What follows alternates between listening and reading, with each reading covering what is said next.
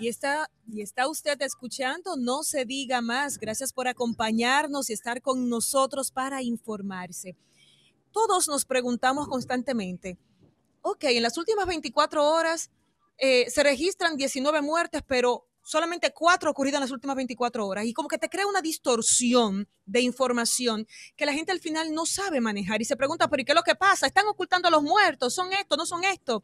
Y entonces se da una cierta, un aura como de desinformación porque no saben, las personas no saben desligar una de la otra.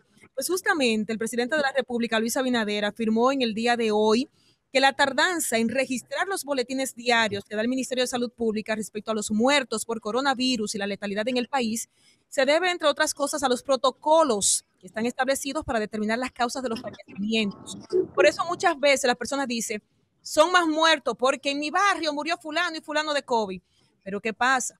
Hay que establecer protocolos, ver los resultados para efectivamente ver si esa persona murió o no. Entonces se da un registro.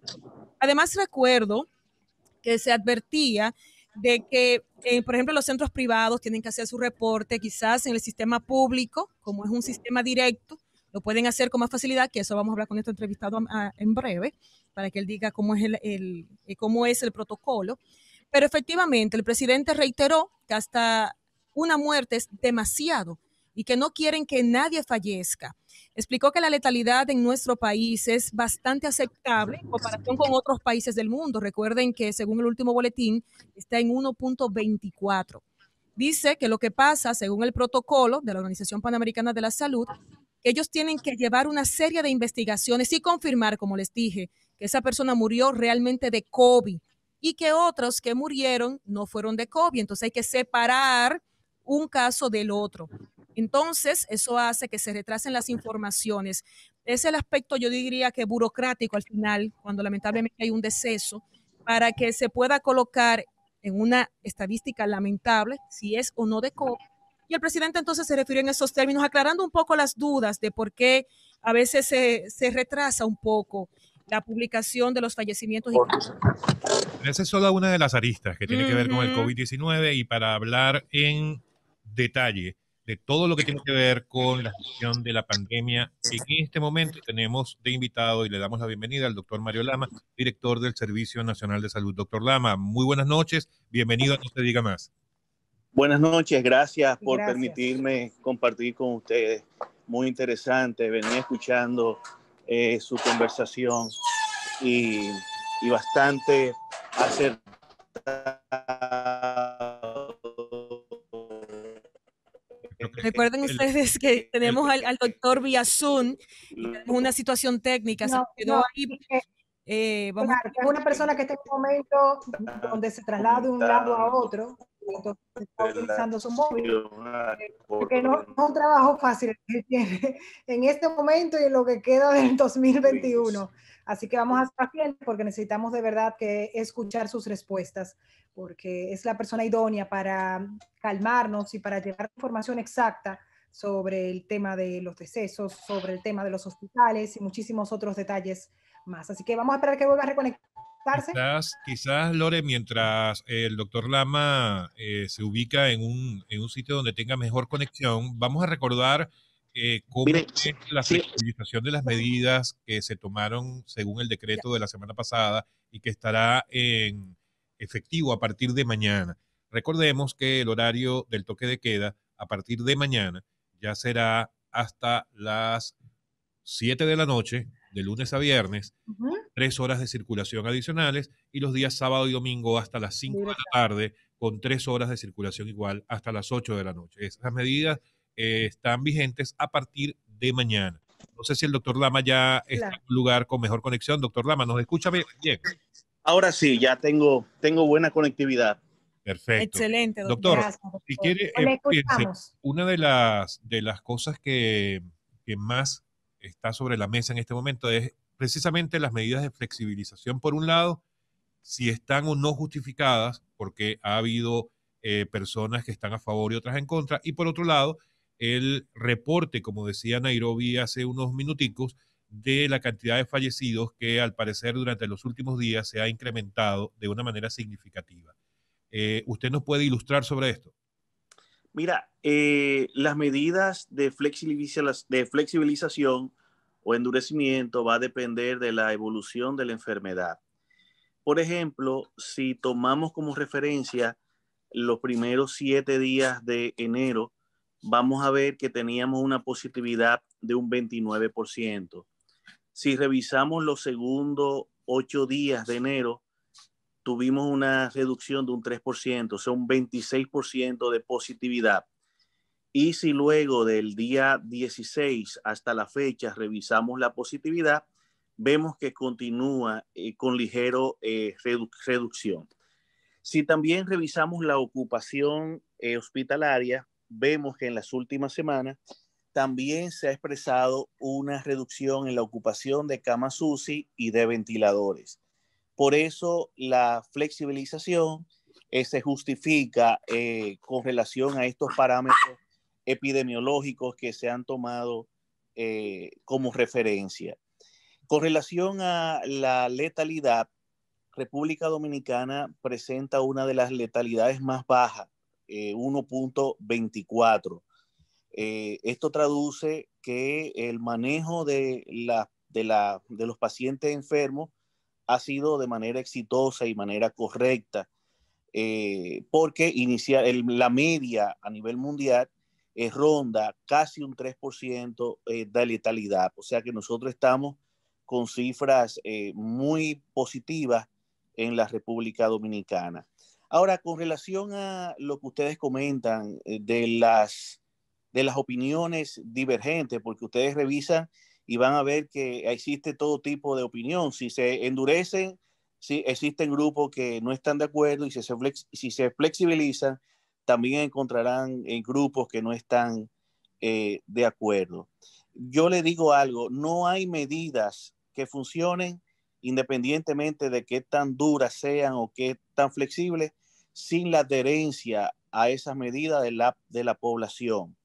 Eso es básico. Usted puede cerrar el país completo, y si la población no se adhiere a ese cierre o a esos protocolos que se establezcan, vamos a seguir teniendo alta positividad. Entonces, deben ir acompañadas siempre las medidas de la adherencia de la población a los pacientes, a estas disposiciones. Estuvimos viendo cómo existen estas aglomeraciones que están documentadas en la prensa, en los supermercados, en las plazas, en los espacios públicos. Entonces la gente aparentemente ha ocurrido dos cosas: o ha perdido el miedo o está muy cansada de lo que está ocurriendo con relación a la pandemia. Recuerden que ya tenemos 10 meses de confinamiento en este país, y eso para cualquier persona resulta un cambio de sus patrones habituales de sociabilización, y se traduce en desesperación, en angustia, en depresión. Violencia también, lo hablábamos ahorita, en la misma violencia que estábamos. Exactamente. Eso es así. Entonces, nos gustaría saber, doctor, porque estamos claros de que hay una realidad con el pueblo dominicano, y yo creo que es la misma actitud que se ve en otras partes del mundo. Existe esa desesperación que usted menciona. Entonces, ¿cómo vamos a lograr con estas medidas que van abriendo paso, que se van flexibilizando, que de verdad, en el caso de los comercios y todos esos espacios, cumplan con los protocolos? Porque sabemos que a nivel de estructura nos falta mucho personal para poder llevar a cabo la vigilancia de todos esos rincones. Hablábamos de una alternativa de tener una línea que sean los mismos ciudadanos que hagan la denuncia. O sea, ¿qué se está viendo? Porque nos damos cuenta que cuando se flexibiliza un poco, es como si el mundo se olvidara de República Dominicana, se olvidara de lo que está pasando. Para que esta vez de verdad sea distinto y no tengamos esos cúmulos de ciudadanos en los lugares. Yo creo que el Estado, el gobierno, le está dando una oportunidad a muchas empresas, a muchos negocios, a muchos sectores. Y esos sectores deben propiciar de que ese voto de confianza que le ha dado el Gabinete de Salud, que le ha dado el presidente de la República, se traduzca en permanencia. Es por eso que los gimnasios deben hacer que los protocolos que están establecidos en el Ministerio de Salud Pública se cumplan, porque si no se cumplen van a perder ese voto de confianza que se le ha dado en esta oportunidad. Igual las iglesias, igual los supermercados, igual los bancos, igual los restaurantes y bares.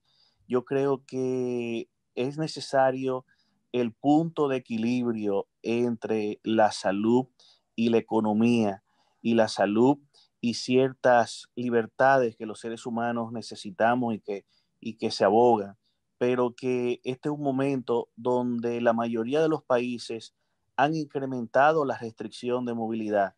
Sin embargo, aquí por la evolución que va teniendo los datos epidemiológicos, permite que se tenga ese voto de confianza a diferentes sectores. Entonces, lo que va a pasar de aquí a 1 o 2 o 3 semanas con relación a las medidas dependerán también de todos esos sectores y de toda la población que estaba abogando para un poquito más de libertades y que tienen en sus manos la permanencia, la posibilidad de permanencia de estas medidas. Recuerden que esto no es drástico. Si la pandemia, si los datos epidemiológicos empeoran, se tiene que volver a tomar medidas restrictivas. Esto no es punto muerto. Recordarles que estamos conversando con el doctor Mario Lama, director del Servicio Nacional de Salud, aquí en No Se Diga Más.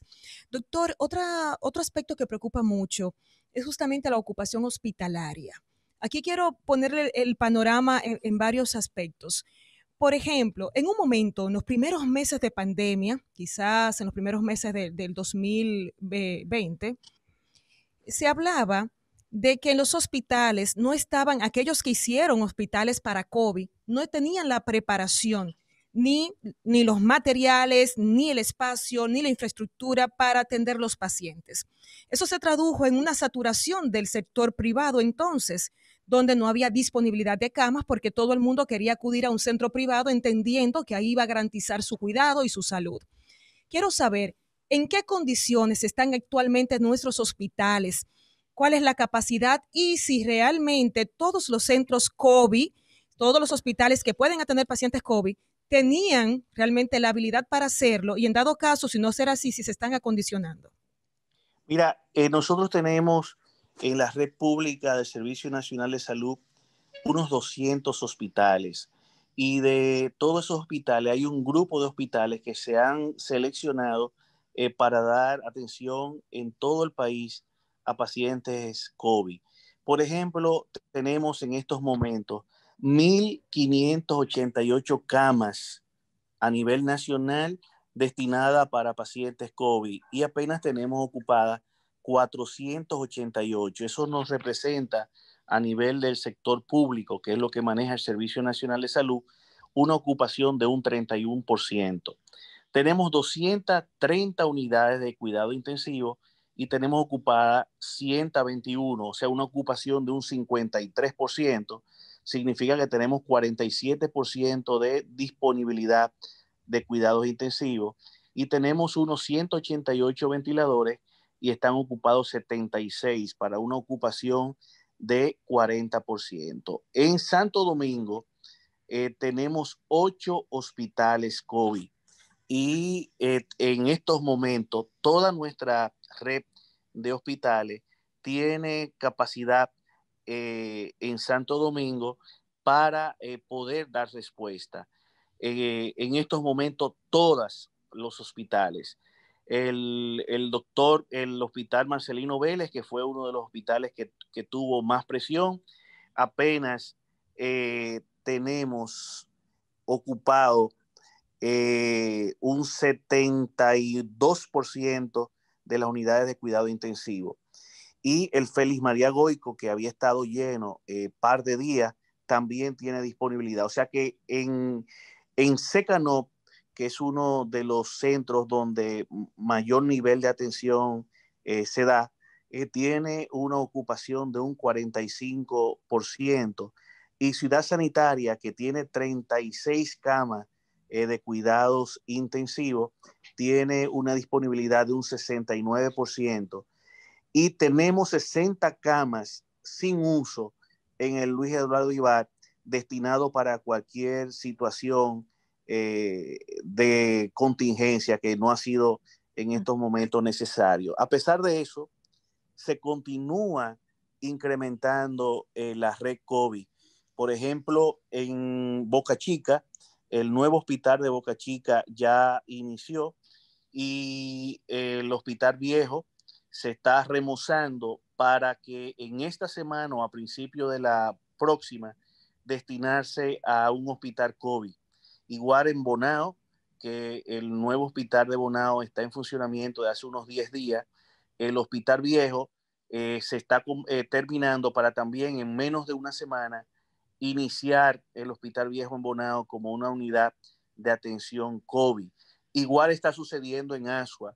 En Asua, en los próximos 5 a 7 días, iniciaremos con una estructura que podrá brindar servicio no solamente a Asua, sino a muchos residentes de esa comunidad. O sea que a pesar de que tenemos en estos momentos capacidad de respuesta, estamos tomando todas las medidas de prevención para seguir asegurando una respuesta de calidad. Déjame decirte que nuestros hospitales no tienen COVID, nuestros hospitales COVID no tienen absolutamente nada que envidiar a cualquier institución privada. Nuestros niveles de atención están muy altos.